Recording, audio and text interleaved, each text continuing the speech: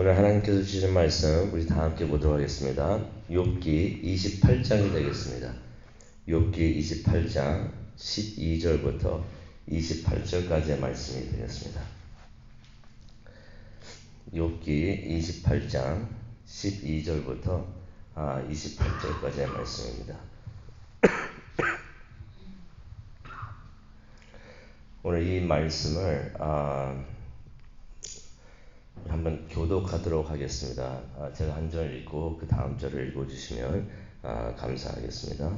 욥기 28장 12절부터 28절까지 말씀 우리 다 함께 교독하도록 하겠습니다. 오늘 이 아침 하나님께서 우리에게 주시는 귀한 말씀입니다. 그러나 지혜는 어디서 얻으며 명철이 있는 곳은 어디인고?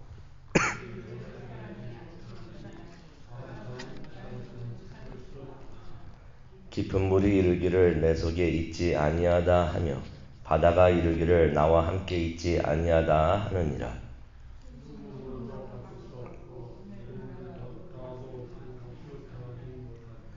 오빌의 금이나 귀한 청옥수나 남보석으로도 그 값을 당하지 못하겠고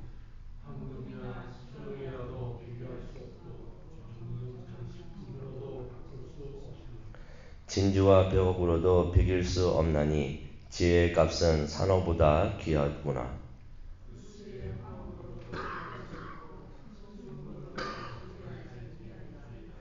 그런즉 지혜는 어디서 오며 명철이 머무는 곳은 어디인고?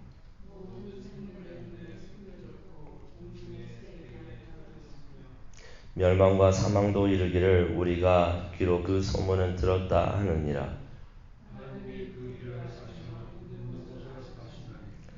이는 그가 땅끝까지 감찰하시며 온 천하를 살피시며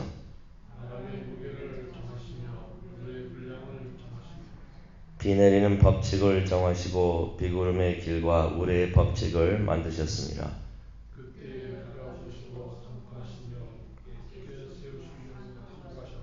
다 함께 읽겠습니다. 또 사람에게 말씀하셨도다. 보라, 주를 경외함이 지혜요 악을 떠남이 명철이니라. 아멘. 하나님을 경외함이 지혜인 것을 다시 한번 말씀을 통하여 전해주시니 정말로 감사합니다. 하나님을 경외할 수 있도록 하나님 우리의 마음을 움직여 주시옵소서. 하나님을 예배할 수 있도록 하나님 우리의 마음을 다스려 주시옵소서. 하나님 예배하는 이 귀한 시간 하나님이 오셔서 역사하여 주시고 우리를 인도하여 주시옵소서. 감사합니다. 예수님의 이름으로 기도합니다. 아멘. 지혜는 어디서 오는가? 지혜를 어디서 찾을 수 있는가? 욥이 무척이나 궁금해합니다. 자신이 지금 많은 어려움을 겪고 있는데, 시련을 겪고 있는데 이것을 설명해 줄 수 있는 그 지혜, 자신의 이 답답한 상황에서 어떻게 빠져나올 수 있는지 그 답을 줄 수 있는 지혜를 욥이 간절히 찾고 있습니다. 그러면서 욥이 1절부터 11절까지의 말씀을 통해서 욥이 깨달은 것이 있습니다. 지혜라는 것은 보석과 같이 쉽게 찾을 수 없는 것이구나 하는 것을 욥은 깨달았던 것이에요. 보석이 땅속 깊이 숨겨져 있는 것처럼, 감춰져 있는 것처럼 지혜도 아무나 쉽게 얻지 못하는 것이구나 라는 것을 욥이 깨달았다는 것입니다. 그래서 12절에서 28절까지의 말씀, 오늘 읽은 말씀이 되는데요. 여기서도 욥이 계속해서 지혜를 찾고 있습니다. 지혜를 어디에 가면은 어디서 찾을 수가 있을까? 그래서 욥이 12절에 그 질문을 합니다. 지혜는 어디서 얻으며 명철은 어디에 있는가? 그러면서 이제 욥이 스스로 답을 하는데요. 13절에 보게 되면 그런 말을 합니다. 사람들은 그것을 찾을 수가 없구나. 아무리 기술이 발달했다고 하더라도 지혜는 찾을 수가 없다는 것이에요. 사람들이 지식은 가질 수가 있습니다. 지식은 가질 수가 있지만 지식을 가졌다고 해서 지혜가 있다라고는 할 수가 없는 것이에요. 지혜를 찾을 수도 없고 가질 수도 없으니 13절에 이런 말을 합니다. 그 가치를, 지혜의 가치를 알지도 못한다라는 말을 합니다. 사람들이 깊은 물에 가봐도, 바다에 나가서 찾아봐도, 그 깊은 바다에 나가 이 깊은 바다에 숨겨져 있겠지 하고서 그곳에 가서 찾아봐도 숨겨져 있는 지혜를 찾지 못한다고 14절에 말을 하는 것입니다. 아무리 숨겨졌을 만한 곳을 다 가서 찾아봐도 지혜가 없다는 것이에요. 그러면서 욥이 이런 생각을 해봅니다. 지혜를 찾을 수가 없다면은 이 지혜를 그러면 혹시 살 수는 있겠는가? 구매할 수는 있겠는가? 라고서 생각을 해봅니다. 근데 생각을 좀 해보더니 이것도 불가능하구나 라고서 결론을 내립니다. 15절을 보게 되니까 금으로도 살 수 없고 음으로도 값을 치를 수가 없다라고 합니다. 청옥이나 다른 보석으로도 살 수 없다고 16절에 말하고 있어요. 황금이나 수정과도 비교할 수가 없고 여러 보석으로 장식한 그 비싼 것이 있다고 하더라도 지혜라는 것을 살 수가 없구나. 진주나 산호나 수정보다도 값지고 비싸다고 18절에 말을 하고 있습니다. 19절에 가니까 이디오피아의 황옥이 나옵니다. 아마 그때 그게 굉장히 비쌌던 것 같아요. 이디오피아의 황옥도 비교할 수가 없고 순금으로도 그 가치를 정할 수가 없구나 라면서 욥이 말을 합니다.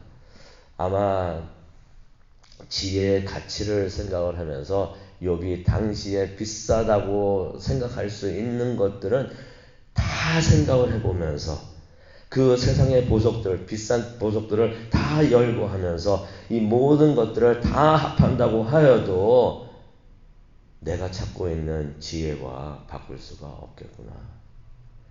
그런 것을 깨닫습니다.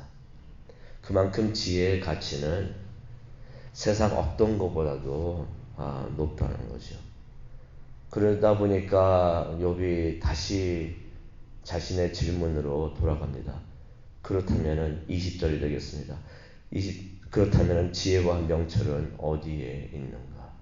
어디서 구할 수 있겠는가? 모든 생물의 눈에 숨겨져 있다라고 말을 합니다. 20절에. 땅에서 아무리 찾아봐도 없으니까 그러면 하늘에 올라가면 찾을 수가 있겠는가? 공중의 새는 혹시 찾을 수가 있겠는가 생각을 해봐도 공중의 새에게도 가려져 있다. 높게 공중에 올라가서 지혜를 찾아본다고 하여도 지혜를 찾을 수가 없다라고 말을 합니다. 땅에도 없고 공중에 높게 올라가 봐서 찾아봐도 지혜가 없고 그렇다면 찾을 곳이 어디가 있을까요? 땅속 깊은 데로 내려가면 혹시 있을까? 그래서 21절에 그런 말을 합니다. 멸망과 사망이 있는 그 깊은 데까지 내려가 봐도 혹시 그곳에는 지혜가 있을까? 그곳에도 없다고 합니다. 그러면서 이제야 욥이 깨닫습니다. 22절에 있는 말씀입니다. 너무나 귀한 말씀입니다. 하나님께서는 그 길을 아시고 그것이 있는 것을 아신다. 여러 방법을 다 생각해 보다 보니까 깨닫게 되는 것이 진리가 바로 이것이었던 것이에요. 하나님은 알고 계시는구나. 하나님은 그곳이 지혜가 어디 있는 것을 알고 계시는구나. 욥이 그렇게 간절히 찾고 있는 지혜가 이것이 하나님으로부터 오는 것이는구나 하는 것을 욥이 비로소 깨달았던 것이에요. 그렇게 생각을 해봅니다.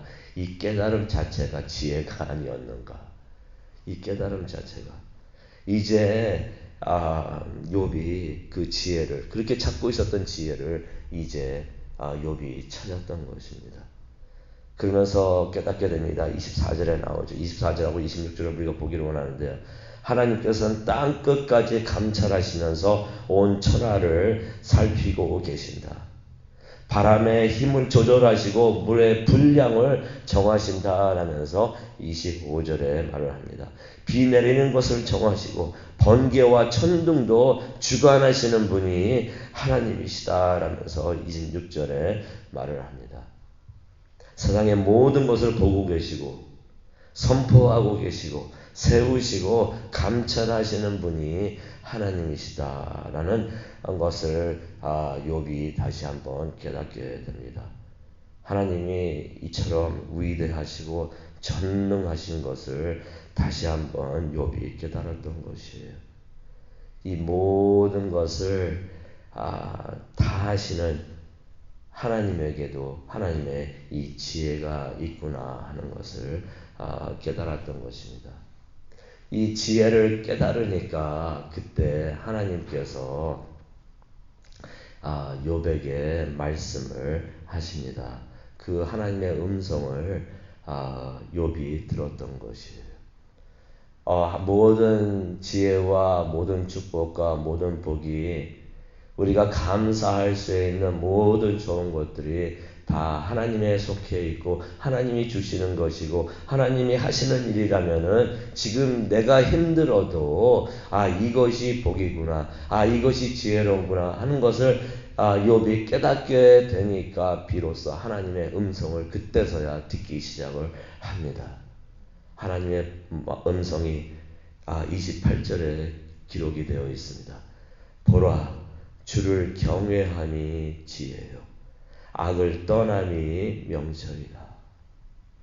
욥이 그렇게 그 지혜를 찾고 있었는데 이것을 찾지를 못하면 땅속에 들어가서 찾고 이것을 돈으로서 사서라도 찾고 싶었었는데 그래서도 찾지 못했던 그 지혜가 바로 여기에 있구나. 하나님을 경외함이 지혜요 악을 떠남이 명철이다. 지혜가 어디 있나요? 하나님께서 말씀하십니다. 하나님을 경외하는 것이 지혜다. 악을 떠날 때 명철을 얻게 된다라고 말씀을 해주고 계십니다. 이 말씀을 보다 보니까 그런 생각이 듭니다. 그렇다면은 욥은 이미 지혜로운 사람이었던 것입니다. 이미 그렇게 찾고 있던 지혜를 가지고 있었던, 소유하고 있었던 사람인 것이에요. 왜 그렇습니까? 하나님께서 욥을 보시면서 기뻐하시면서 하신 말씀이 욥은 온전하고 정직하며 하나님을 경외하며 악에서 떠난 사람이다 라고서 하나님께서는 이미 욥에 대해서 선포를 하셨던 것이에요. 그렇다면 욥은 이미 지혜를 가지고 있는 사람이구나. 하나님을 경외한다는 것은 어떤 의미가 있습니까? 하나님을 두려워한다는 것입니다. 하나님이 무서워서 하나님을 멀리하는 그 두려움이 아니라 하나님 앞에 섰더니 하나님의 위대하심을 깨닫고 하나님의 전능하심을 깨닫고 세상 모든 것을 주관하고 계시고 움직이고 계시고 하시는 그 하나님의 위대하심을 깨달으면서 깊이 놀라는 그 경외함. 그래서 하나님을 존경하고 이런 하나님을 내가 사랑합니다 라고 하는 그 사랑하는 마음으로 가지고 있는 그 마음이 바로 하나님을 경외하는 마음인 줄로 믿습니다. 하나님을 경외할 때 우리가 하나님을 예배하게 되는 것이에요. 그래서 하나님을 경외한다는 것은 하나님을 예배하는 것을 의미를 하는 것입니다. 그러고 보니까 우리도 참 지혜로운 사람이구나 하는 것을 깨닫게 됩니다. 오늘 이 아침 힘든데도 나와서 우리는 하나님을 예배하고 있습니다. 계속해서 우리가 지혜로운 자가 되기를 원합니다. 아무리 힘들어도 하나님을 경외하고 아무런 어떠한 유혹이 오더라도 악을 떠나 있으면서 하나님을 예배하기를 원합니다. 우리가 하나님을 예배할 때 세상 사람들은 저 미련하고 지혜롭지 못한 사람들이라고 말을 할지 몰라도 하나님께서는 지혜롭구나. 네가 너에게 명철이 있구나 라면서 우리를 축복해 주실 줄로 믿습니다. 계속해서 지혜로운 하나님의 사람이 되시기를 간절히 축원합니다. 우리 다 함께 기도하시겠습니다. 하나님, 우리가 하나님을 보기를 원합니다. 하나님의 위대하심을 보기를 원하고 하나님의 전능하심을 우리가 보기를 원합니다. 하나님의 사랑을 우리가 또 보기를 원합니다. 또 하나님의 선하심을 우리가 보고 체험하기를 원합니다. 그 하나님 앞에 우리가 서서 하나님을 예배하기를 원합니다. 그렇게 하나님 앞에서 지혜로운 자가 되고 명철을 가진 자가 되게 하여 주시옵소서. 말씀대로 살면서 하나님과 동행하는 지혜롭고 명철이 있는 하나님의 자녀들이 될 수 있도록 하나님 지켜보하여 주시옵소서. 영광받아 주시옵소서. 이 모든 말씀 예수님의 이름으로 기도합니다. 아멘.